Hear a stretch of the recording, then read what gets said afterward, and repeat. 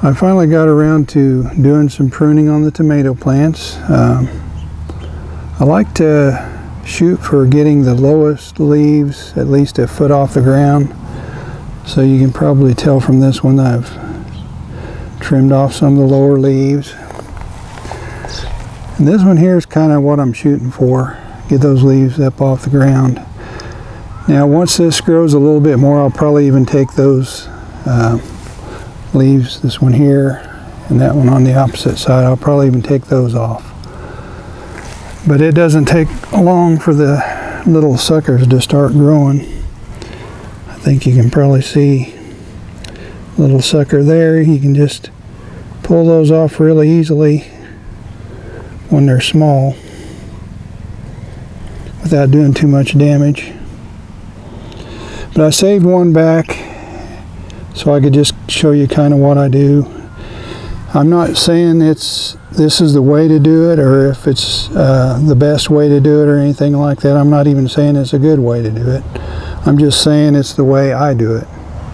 So you can kind of make up your own mind. Just follow the garden along through the summer, and if you see that the tomatoes are looking good, you might think it's a good way. If the tomatoes don't look too good, then you might think of doing it some other way.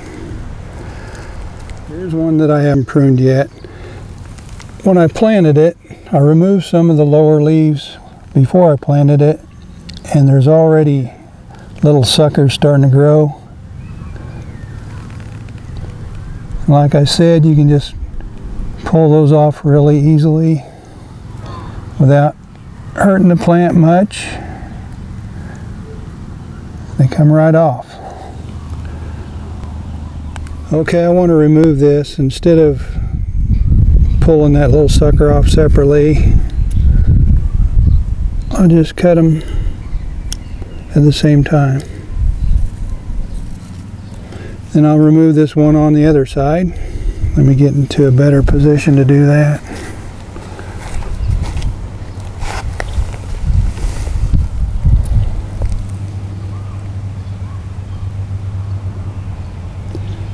You can see I can take that little sucker off and the leaf at the same time. Then I look it over and see what it looks like. And I think I'm going to go ahead and take this one off too.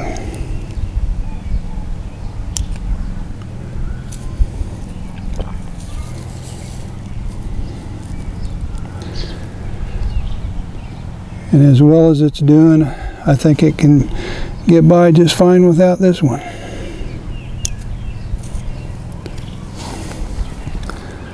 Now I'll leave this thing alone for a while, let it grow. And like I mentioned before, every one of these places where I trimmed off a leaf, those little suckers will start growing, and you can just gently pull them off. And then I may trim off this leaf and that leaf after it grows some and get some more new leaves. But anyway, that's what I like to do. I like to have them at least a foot off the ground, sometimes more. Then once the plant is up and growing and 2 or 3 or 4 feet tall, I'll usually take all the suckers off and let maybe 1 or 2 at the most grow. Like a big cage there could probably handle the main stem and 2 suckers. A smaller cage like that one over there, I probably won't let any more than 1 sucker grow on it. But that's just kind of a look at how I do it early. Just follow along. If you haven't subscribed, please subscribe, and you can see how this works or how it doesn't work. That's kind of the way I do things. I'm not an expert, but I'll just share how I do it, and you can see if it works or not. Thanks for watching.